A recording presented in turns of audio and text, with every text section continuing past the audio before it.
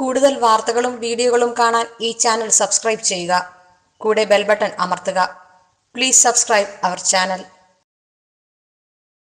നമസ്കാരം. എല്ലാ മാന്യ പ്രേക്ഷകർക്കും എന്നെ ഇഷ്ടപ്പെടുന്നവർക്കും ജ്യോതിഷ പ്രേമികൾക്കും ഏഷ്യൻ ലൈവ് ചാനലിലേക്ക് നിസ്സീമമായ സ്വാഗതം. നമ്മൾ ഇന്നിവിടെ പറയുന്നത്, ഒരു കൊച്ചുകുട്ടി വിളിച്ചിട്ട് എന്നോട് ചോദിച്ചു, മുടി പൊഴിയുന്നതിൽ എന്തെങ്കിലും ദോഷമുണ്ടോ? അത് എന്തുകൊണ്ടാണ് മുടി പൊഴിയുന്നത്? അപ്പോൾ ഞാൻ പറഞ്ഞു, മോളെ, മുടി പൊഴിയുന്നതിൽ ദോഷമൊന്നുമില്ല. എന്തെങ്കിലും കാലാവസ്ഥാ വ്യതിയാനമോ മറ്റു കാര്യങ്ങളൊക്കെ ഉണ്ടെങ്കിൽ നമ്മുടെ മുടി പൊഴിഞ്ഞു പോയില്ലേ? ഇപ്പം കേരളത്തിൽ താമസിക്കുന്ന ഒരാൾ ഒരു വെള്ളം മാറി കുളിച്ചു കഴിഞ്ഞു കഴിഞ്ഞാൽ അതിൽ വ്യത്യാസം ഉണ്ടാവാം. ക്ലോറിൻ അടങ്ങിയ വെള്ളത്തിൽ കുളിച്ചു കഴിഞ്ഞാൽ അതിൽ വ്യത്യാസം ഉണ്ടാവും. ഇതൊക്കെ നമ്മൾ അന്ധവിശ്വാസമായിട്ട് കണക്ക് കൂട്ടല്ലേ എന്ന് ഞാൻ പറഞ്ഞു. അതല്ല സാറേ, ഞാൻ കേരളത്തിൽ തന്നെയാണ്, ഇവിടെ ഇന്ന ജില്ലയിലാണ് താമസിക്കുക, കുറേ കാലമായിട്ട് എൻ്റെ മുടി ഇങ്ങനെ കൊഴിഞ്ഞു പോകണം, നല്ല മുടി ഉണ്ടായിരുന്നു എന്ന് പറഞ്ഞു. വയസ്സ് പറഞ്ഞു കുട്ടി.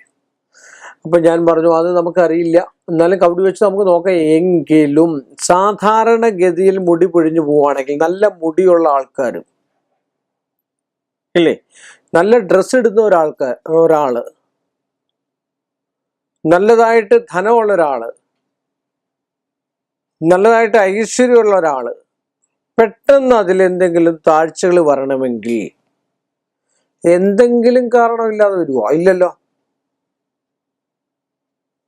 മാനുഷികമായിട്ട് നമ്മൾ ചിന്തിച്ചു കഴിഞ്ഞാൽ പോലും എന്തെങ്കിലും കാരണമില്ലാതെ വരാനുള്ള സാധ്യതയില്ല.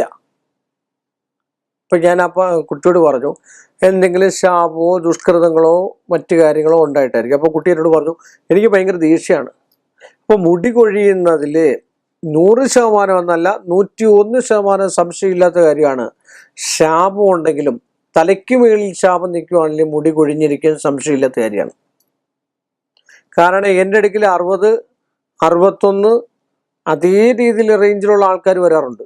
അപ്പോൾ അവരൊക്കെ പറയുന്നത്, എനിക്ക് 18 വയസ്സിൽ ഇത്രയും പനങ്കൊല പോലെ മുടിയുണ്ടായിരുന്നോ, ഇപ്പൊ സാറേ എനിക്കില്ല. ഇപ്പൊ ഇല്ലാത്ത എന്തുകൊണ്ടാ? അപ്പൊ ആ ശാപം കൊണ്ടാ. അപ്പൊ ആ ശാപം താപം ഉണ്ടെങ്കിൽ മുടിക്ക് കൊഴിച്ചിലുണ്ടാവുന്നുള്ള സത്യസന്ധമായിട്ടുള്ളൊരു കാര്യമാണ്. സ്ത്രീകൾക്ക്, പുരുഷന്മാർക്കല്ല. പുരുഷന്മാർക്കൊരു വേറെ രീതിയാണ്. അപ്പൊ അതിലൊക്കെ നമ്മൾ ചിന്തിച്ചും രക്ഷ ചെയ്തും ഒക്കെ പോയി കഴിഞ്ഞാൽ, അതുകൊണ്ടാണ് പഴയ കാലത്തെ അമ്മൂമ്മമാരും മറ്റുള്ള ആൾക്കാരും ഒക്കെ മുടിയൊക്കെ നനച്ചുണക്കി നല്ല വൃത്തിയായിട്ട് കാറ്റത്തും തന്നെയല്ല, കുന്തിരിക്കം പുകച്ചാണ് മുടി കൃത്യമാക്കിക്കൊണ്ടിരുന്നത്. എന്തുകൊണ്ടാണ് കുന്തിരിക്കം പുകയ്ക്കുന്നത്? കുന്തിരിക്കത്തിൽ ഒരു ദുർശക്തികളും എടുക്കത്തില്ല. ആ ഒരു ശക്തിമത്തായിട്ടുള്ളൊരു അവസ്ഥ അവിടെ ഉണ്ടാവില്ല.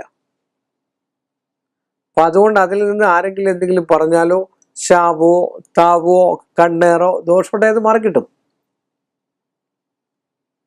അപ്പൊ അങ്ങനെയൊക്കെയാണ്. അപ്പൊ അതിനൊക്കെ നമ്മൾ ചെറിയ കുട്ടിയായിരിക്കുമ്പോൾ തൊട്ട് ചെറിയ നമ്മളിപ്പോ എല്ലാ കാര്യങ്ങളും ജ്യോതിഷ സംബന്ധമായിട്ട് വിശ്വസിക്കണമെന്നല്ല ഞാൻ പറഞ്ഞേ.